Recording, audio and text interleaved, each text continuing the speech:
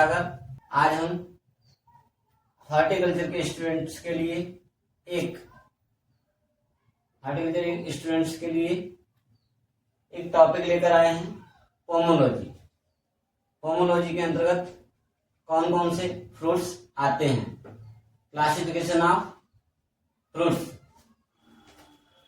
तो आइए जानते हैं इसके बारे में। Lecture number 2, pomology, classification of fruits.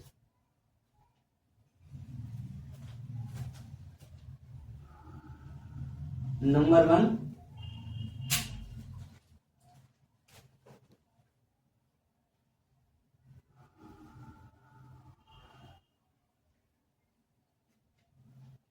according to Cote-Leydon. According to Cote-Leydon.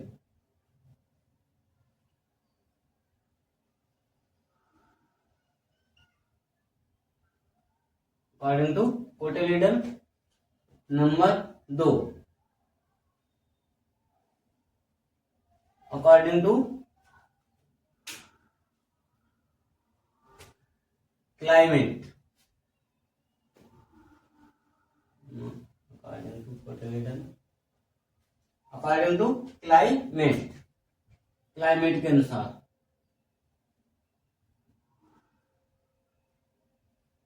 According to climate.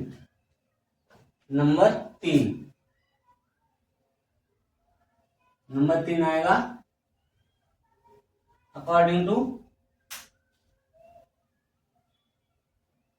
To respiration. According to respiration. According to respiration.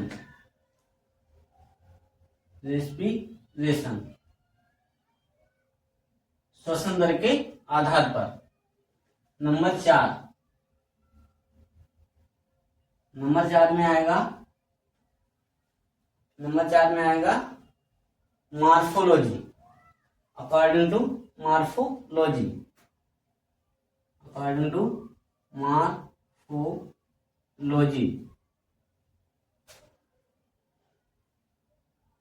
Number 1, cotyledon. बीज पत्र के आधार पर फलों का वर्गीकरण। फलों में कितने टाइप के बीज पत्र पाए जाते हैं। एक होता है मोनोकॉट,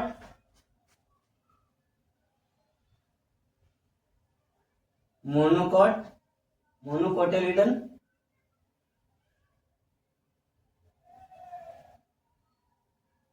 नंबर 1 मोनोकोटिलीडन या मोनोकॉट। नंबर 2 डाइकॉट या डाइकोटिलीडन। डाइकोटिलीडन। नंबर 2 डाइकोटिलीडन। ऐसे फल जो एक ही बीज पत्र से बने होते हैं उनको हम मोनोकॉट या मोनोकोटिलीडन फ्रूट कहते हैं। और डाइकोटिलीडन ऐसे फल जो जिनका बीज 2 बीज पत्रों में बटा होता है उसे हम 2 बीज पत्री कहते हैं। अकॉर्डिंग टू क्लाइमेट के अनुसार फलों का वर्गीकरण। According to climate. एक होता है उपोष्ण। इसमें आ ही नहीं पाएगा ये, आप नीचे लिख लें इसे, काटनी पड़ेगी। दूसरा होता है climate. According to climate.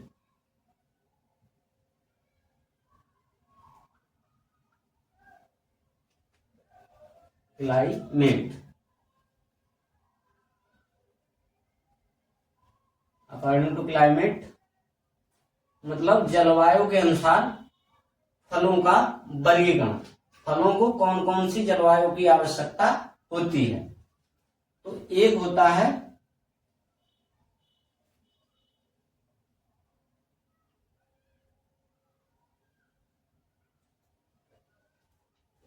Tropical fruit.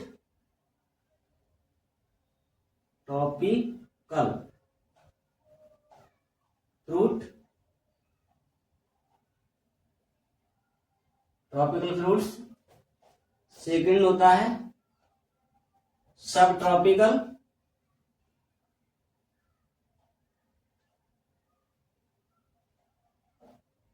सब ट्रॉपिकल फ्रूट्स।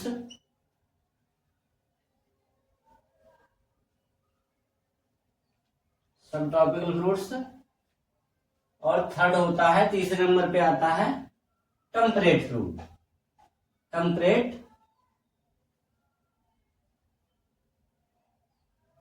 फ्रूट। अब टेम्परेट फ्रूट कौन कौन से होते हैं? इसको हिंदी में बोलते हैं ट्रॉपिकल, ट्रॉपिकल। हिंदी में उष्ण कटिबंधीय, उष्ण कटिबंधीय, उष्ण कटिबंधीय,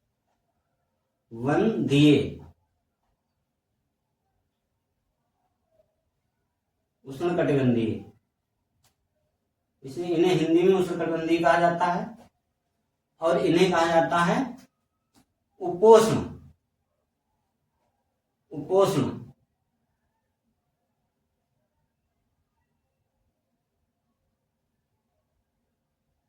उपोष्ण, इन्हें उपोष्ण कहते हैं, या इन्हें सम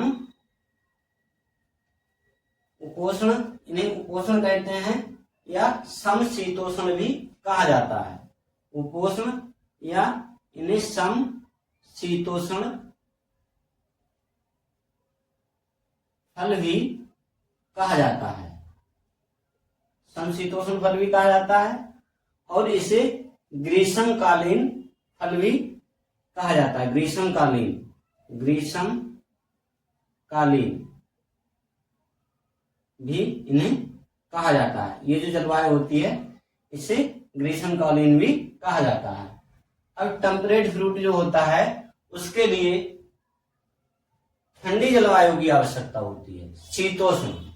इसे टेम्परेट फ्रूट को शीतोष्ण, जो टेम्परेट फ्रूट होते हैं उन्हें शीतोष्ण ऋतु में रखा गया है। शीतोष्ण, जहां शीतोष्ण जलवायु पाई जाती है वहां पर इन्हें उगाया जाता है, शीतोष्ण। अब उष्णकटिबंधीय फल, जो उष्णकटिबंधीय फल होते हैं उनको अधिक टेम्परेचर की आवश्यकता होती है। उष्णकटिबंधीय ट्रॉपिकल फलों को हम वहीं पर उगा सकते हैं, वहीं पर उनकी खेती की जा सकती है जहां पर टेम्परेचर अधिक हो। यहाँ पर इन फलों के लिए टेम्परेचर की आवश्यकता होती है 20 से 20 से टेम्परेचर की आवश्यकता होती है 20 से 35 सेंटीग्रेड। अगर इसे हम फ़ारेनहाइट में लिखें तो फ़ारेनहाइट में बोले तो 68 से टेम्परेचर फ़ारेनहाइट में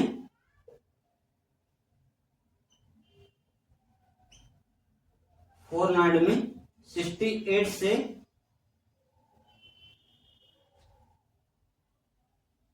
95 फ़ारेनहाइट तक टेम्परेचर की आवश्यकता होती है। अगर इतना टेम्परेचर रहेगा, इसके बीच अगर टेम्परेचर रहेगा 68 से 95 फ़ारेनहाइट का अगर टेम्परेचर जिस क्लाइमेट का है, जिस क्षेत्र का है, तो वहां पे हम इन फलों का अच्छा उत्पादन ले सकेंगे और फसल अच्छी होगी और जो भी फल रहेंगे वो देखने में भी सुंदर रहेंगे और उनकी पोषण वैल्यू भी अच्छी होगी। अब उसके बाद आता है सब ट्रॉपिकल। सब ट्रॉपिकल का मतलब है शीतोष्ण, और ट्रॉपिकल एंड टेम्परेट फ्रूट के बीच की जो जलवायु होती है उसे हम सब ट्रॉपिकल कहते हैं। उन फलों को सब ट्रॉपिकल में रखा जाता है। तो इसके लिए जो ग्रीष्मकालीन शीतोष्ण समशीतोष्ण फ्रूट होते हैं उनके लिए टेम्परेचर की आवश्यकता 18 से लेकर 18 से 32 सेंटीग्रेड 32 सेंटीग्रेड तक आवश्यकता होती है टेम्परेचर।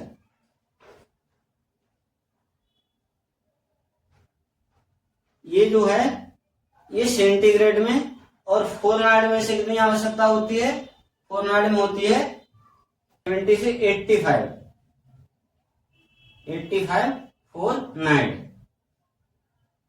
और जो शीतोष्ण फल होते हैं, गलत है, शीतोष्ण फल जो होते हैं उनके लिए, जो शीतोष्ण फल होते हैं उनके लिए टेम्परेचर की आवश्यकता होती है 17 से 24, 17 से 24। और जो फ़ारेनहाइट में होता है वो होती है 32 से 70 से 24 टेम्परेचर सेंटीग्रेड में। टेम्परेचर सेंटीग्रेड में 17 से 24 सेंटीग्रेड टेम्परेचर की आवश्यकता होती है। इसमें इनका उत्पादन अच्छा लिया जा सकता है। और फ़ारेनहाइट में टेम्परेचर की बात करें तो यही टेम्परेचर फ़ारेनहाइट में बात करें तो 32 से 45, 32 से 45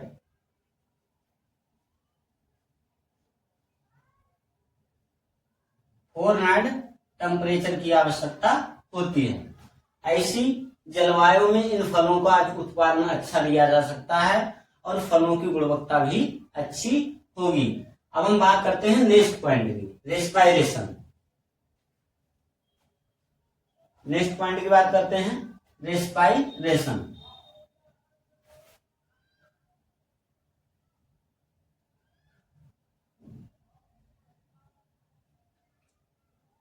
ऐसे फल जिनका वर्गीकरण हम श्वसन दर के आधार पर करते हैं, ऐसे फल जिनका वर्गीकरण हम श्वसन दर के आधार पर करते हैं, तो इसमें होता है एक क्लाइमेट्रिक और एक होता है नॉन क्लाइमेट्रिक। इसमें दो टाइप के फल पाए जाते हैं। एक तो होता है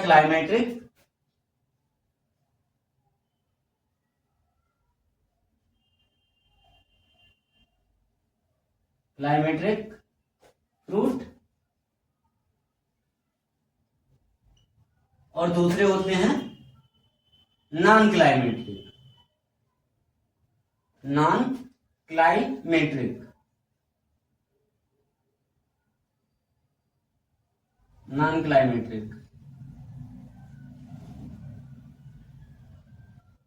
दूसरा होता है नॉन क्लाइमेट्रिक। अब क्लाइमेट्रिक फ्रूट जो होते हैं, ऐसे फल जिन्हें कच्चा तोड़ने पर जिनकी श्वसन दर एकाएक बढ़ जाती है या रेस्पायरेशन दर जो है वो ज्यादा हो जाती है, तो ऐसे फल जो होते हैं उन्हें क्लाइमेट्रिक फल कहते हैं। और ऐसे फल जब उनकी श्वसन दर बढ़ जाती है तो ये पक जाते हैं। जैसे इसके एग्जाम्पल हैं ऐसे फल, इसका एग्जाम्पल है मैंगो,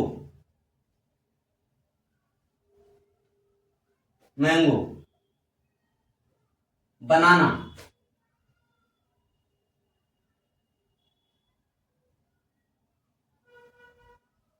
चीकू,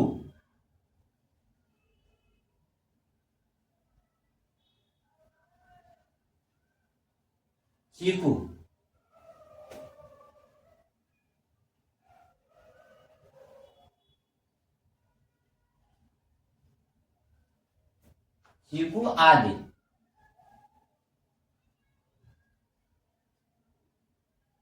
ऐसे फल जिनको कच्चा तोड़ने के बाद उनकी श्वसन दर बढ़ जाए और वो पक जाएं, ऐसे फल क्लाइमेट्रिक फ्रूट के अंतर्गत आते हैं। नेक्स्ट पॉइंट है नॉन क्लाइमेट्रिक ऐसे फल जिन फलों को कच्चा तोड़ने के बाद उनकी श्वसन दर या रेस्पिरेशन दर कम हो जाती है, उसको हम नॉन क्लाइमेटिक फलों में रखते हैं। और ऐसे फल पकते नहीं हैं, वैसे ही उसी स्टेज पर सूख जाते हैं। इसमें आता है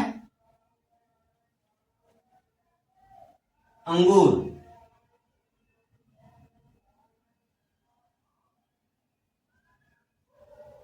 ग्रेप्स,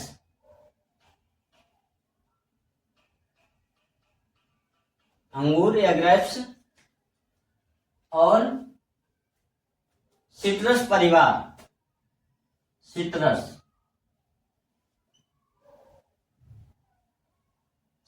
फैमिली के all citrus family fruits, all citrus family fruits, citrus परिवार के जो भी फल होते हैं वो सारे फल नॉन क्लाइमेटिक में आते हैं। जैसे नींबू हो गया, महानींबू, नींबू, महानींबू, मौसम्बी, चकोतरा, ये सारे जो भी फल हैं ये सारे नॉन क्लाइमेटिक फ्रूट में आते हैं। और ऐसे फलों की एकाएक कच्चा तोड़ने पर रेस्पिरेशन दर कम हो जाती है और ऐसे फल पकते नहीं हैं, सूख जाते हैं। अब हम बात करेंगे नेक्स्ट पॉइंट की। नेक्स्ट पॉइंट है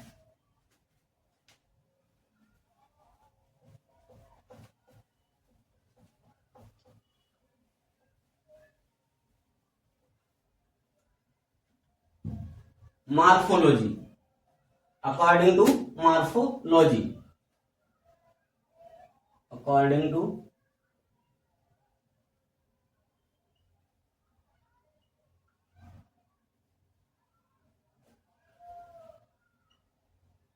मॉर्फोलॉजी,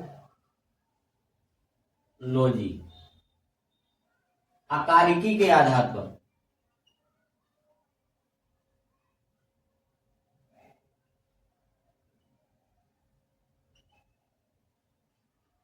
आकारिकी के आधार पर फलों का वर्गीकरण।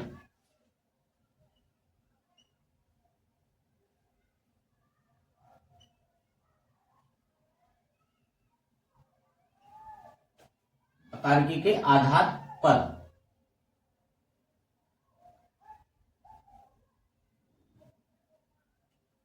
आकारिकी के आधार पर, फलों की बनावट के आधार पर, आकारिकी बोले तो फलों की बनावट के आधार पर। इसमें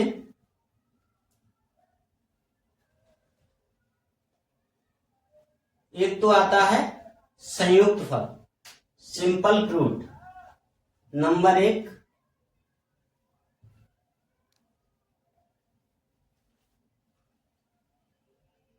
सिंपल फ्रूट, सिंपल फ्रूट्स या इन्हें सरल फल भी कहा जाता है, सरल फल भी कहा जाता है। अब इसके बाद आएगा एग्रीग्रेट, एग्रीग्रेट फ्रूट, एग्रीग्रेट फ्रूट। इसके बाद आएगा नंबर 2 एग्रीग्रेट, ऐसे फल एग्रीग्रेट,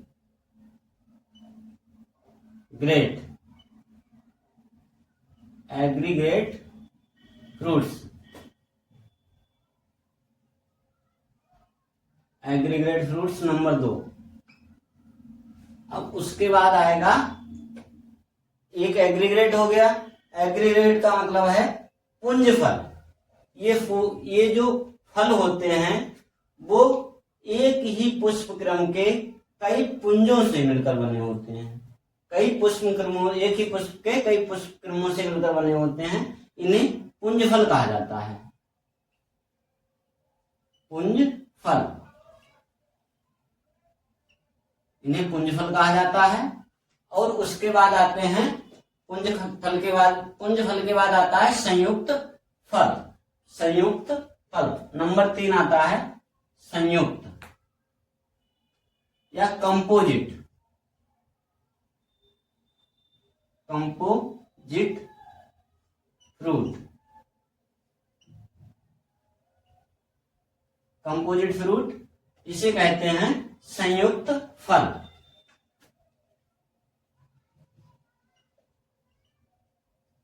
इन्हें संयुक्त फल भी कहा जाता है। संयुक्त फल। अब जो सरल फल हैं वो कैसे फल होते हैं? ऐसे फल जो एक ही पुष्प क्रम के अंडाशय, एक ही अंडाशय से बने होते हैं, उन्हें हम सरल फल कहते हैं। जैसे आम हो गया, मैंगो,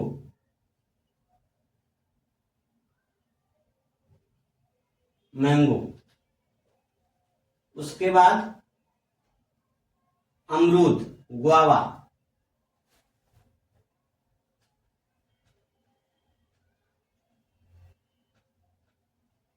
गुआवा। उसके बाद में हो गया सेब, एप्पल। नाशपाती,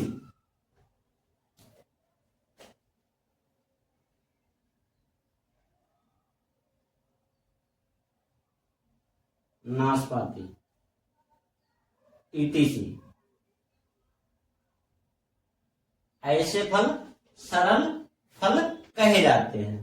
जो फल एक ही पुष्प क्रम के, एक ही अंडाशय से बने होते हैं, उसे हम सरल फ्रूट कहते हैं। ऐसे फल जो एक ही पुष्प क्रम के, एक ही अंडाशय से मिलकर बने होते हैं, ऐसे फलों को हम सरल फल या सिंपल फ्रूट कहते हैं। सरल फल या सिंपल फ्रूट कहते हैं।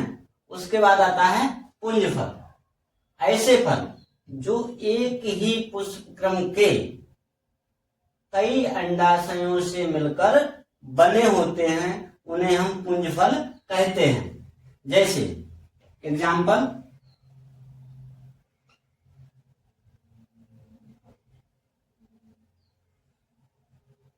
Raspberry, Raspberry. ऐसे फल जैसे रसभरी,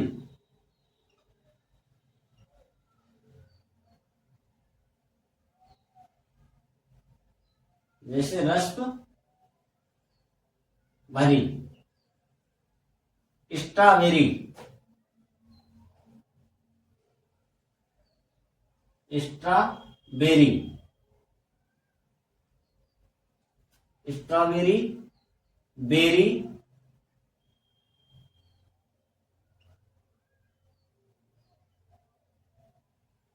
बेरी। और उसके बाद बेरी के बाद आता है स्ट्रॉबेरी, सहतूत, सहतूत, सहतूत। सहतूत भी पुंज फल में आता है, ईटीसी। अब बात करते हैं नेक्स्ट पॉइंट की। कंपोजिट फ्रूट कौन से होते हैं? संयुक्त फल कौन से होते हैं? ऐसे फल, संयुक्त फल कौन से होते हैं? ऐसे फल जो एक ही पौधे पर उपस्थित कई फूलों से मिलकर बनते हैं। ऐसे कई फूलों से मिलकर बने होते हैं, ऐसे फलों को हम संयुक्त फल कहते हैं। जैसे जैक फ्रूट, अनानास। जैसे जैक फ्रूट,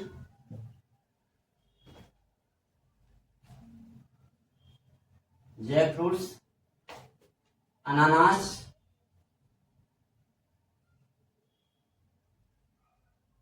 ईटीसी।